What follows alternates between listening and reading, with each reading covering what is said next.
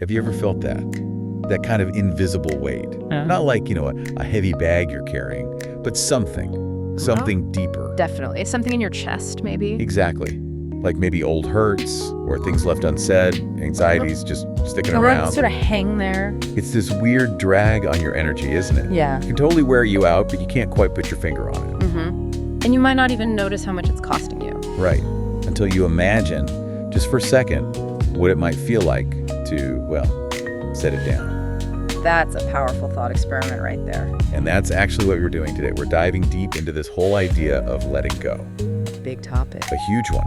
Exploring how it can genuinely lighten that load. Not by, erasing the past. No, that's not really possible. Or even desirable, maybe. Right. But by figuring out how to release its grip on you now. Okay. A material for this deep dive, it comes from some really potent ideas in excerpts from The Art of Letting Go. Good stuff. Yeah. And our mission today is to really unpack what letting go actually means, It's real power, moving it from just a nice concept to something that can actually make a difference in your life. It can be practical. Exactly. Okay, let's unpack this. Let's do it. So the starting point in these excerpts, it hits how it says, sometimes the heaviest weight we carry isn't in our hands, but in our hearts. That resonates. It really does, doesn't it? Yeah. And as you're listening to that, maybe just take a second. What invisible weight might you be carrying? Yeah, that's a good question to sit with. Could be an old regret, maybe a relationship that didn't end well, or a fear that stopped you doing something. What's fascinating here, and the material really drills down on this, is just how common this is. It's a human thing. Totally. The excerpts talk about what makes up this weight. Things like past mistakes, broken relationships, and old fears. Familiar territory for most people, I'd imagine. Absolutely. And we hang on to these things, right? Sometimes without even realizing why. Maybe thinking we're learning or honoring the past somehow. Or maybe even protecting ourselves, weirdly enough. But the really key idea here is how easily we start believing they define us. Okay, that's a crucial step. It really is. It's kind of insidious. Yeah. They stop being just memories and become like these scripts running in the background. Dictating how we react now. Yeah, shaping how we see ourselves, limiting what we think is possible. We sort of bake them into our identity until they feel permanent, like this is just who I am. Instead of this is something I went through. Exactly. That's a huge distinction. Okay, so that leads perfectly into the next bit, because if we're all carrying these things, how do we put them down? Right. The million-dollar question. And the source gives this really, I'd say, radical counter idea, a redefinition. Here's where it gets really interesting. Okay. But here's the truth. Letting go is not losing. Letting go is gaining freedom. That flips the script. Completely. Because I think for a lot of us, letting go sounds like giving up, or like you just don't care anymore. Yeah, it can have that negative vibe, like failure or indifference. But framing it as gaining freedom, it changes everything. It really does. And if we connect this to the bigger picture, the implications are huge. It's more than just words. How so? Well, think about it. If letting go is losing, it feels like defeat, right? Like something valuable slipped through your fingers or you failed to hold on. Yeah, like you're losing a part of your story or yourself. Precisely. But reframing it as gaining freedom, suddenly it's not a sacrifice, it's a reclamation. You're taking something back. Taking back what exactly? Freedom from what? Freedom from those constraints, the psychological ones, the weight of those past mistakes, those old relationships, the fears. You're shedding the invisible chains. Oh, okay. Opening things up. Exactly. Opening up possibilities you couldn't even see before because you were weighed down.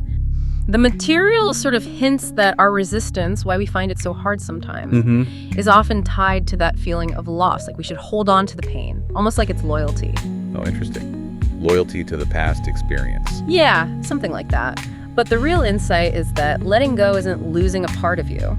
It's shedding limitations you've placed on yourself. Often because, the unknown feels scary. Letting go of the familiar, even if it's painful. Right. It lets you sort of de-identify, separate who you are now from what happened then. You can look at it, learn, and then detach, not just keep replaying it. Okay, so if letting go is about gaining this freedom, how do we actually, do it? How do we make it happen? Because knowing you should is one thing. But doing it feels like climbing a mountain sometimes, yeah. Exactly. Well, the text gives us a pretty clear path here. It talks about conscious choices we make. Beautifully put, actually. It's choosing peace over pain, courage over fear, and growth over stagnation. Those are powerful choices. And they are choices, right? Active decisions, not things that just sort of passively happen to us. We have to select them again and again. And this raises an important question. What kind of strength does that actually take, especially when the old stuff keeps pulling you back? Right. It sounds good, but it feels hard. It is hard. But this isn't just like wishful thinking. It actually lines up with things like cognitive behavioral ideas, actively changing your internal focus, your narrative. Actually change your brain over time. That's the idea, rewire those pathways. So choosing peace over pain, it doesn't mean pretending the hurt isn't there or wasn't real. Okay, so it's not denial. Not at all. It's acknowledging it, learning what you need to learn, but then consciously deciding not to let it run the show today, prioritizing your calm right now. And courage over fear. Similar idea. Face the anxiety, sure, but then decide not to let it paralyze you. Maybe that means, taking that small step you've been avoiding. Even if it feels scary. Especially then, perhaps, and choosing growth over stagnation. Well, that's committing to evolving, even when it's uncomfortable, which it often is. So the strength comes from just pushing through. I think it comes from acknowledging the discomfort, the vulnerability of change, but still choosing the path towards, a better version of yourself. The results, they're tangible. More calm inside, more resilience when things get tough, and this ongoing journey where you're actually shaping who you become. I like that, actively shaping who you become. And the amazing thing, the text points this out, is what happens after you make those choices, after you let go. Yeah, there's a consequence, a positive one. Exactly. When you release what no longer serves you, you create space. I love that image. For new possibilities, new strength, and a brighter future.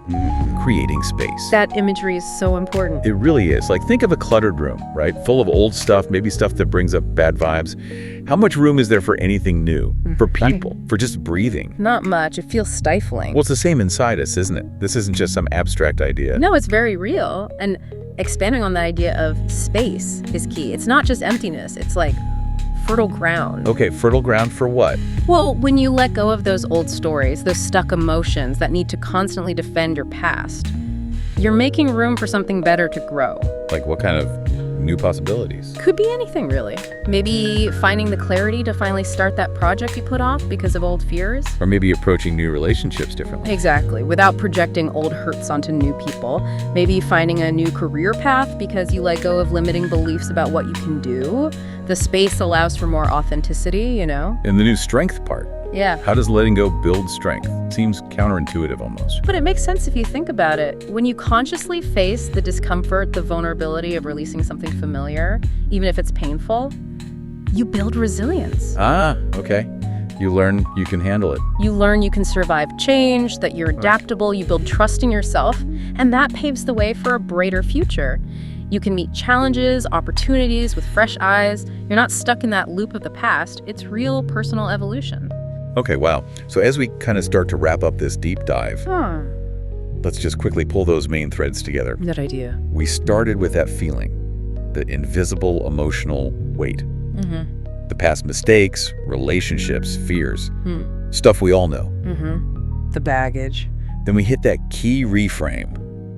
Letting go isn't losing, it's gaining freedom. A huge shift. Crucial. And that freedom comes from actively choosing peace over pain, courage over fear, growth over stagnation. The active decisions. Right.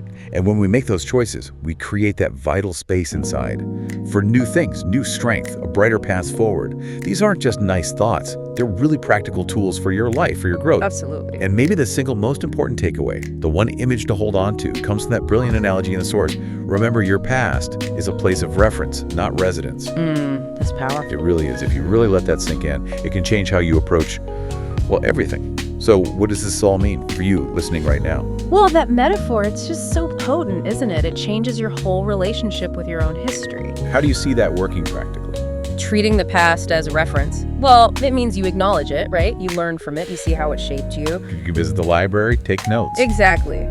Visit it, learn from it, appreciate its role maybe, and then you consciously leave. It's a resource. But treating it as a residence, that means you're living there, stuck. Trapped in the old house. Yeah, trapped by old hurts, regrets, stories, constantly replaying things. So empowering yourself means choosing consciously to take the wisdom from the past. Without letting it define today. Precisely, without letting it limit where you are now or where you could go. It's about living fully now, informed by yesterday, sure, but not chained to it. That's a call to presence, isn't it?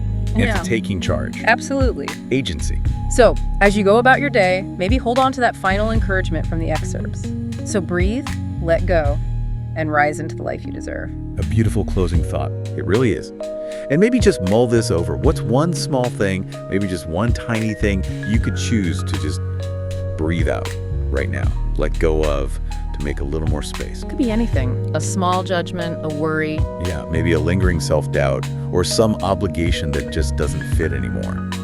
Where could you start applying that idea, reference, not resonance, to really rise, step into something lighter, more you? Question worth exploring. Definitely. We really hope this deep dive into the art of letting go has offered some useful perspective and maybe, just maybe, helped lighten that step forward for you.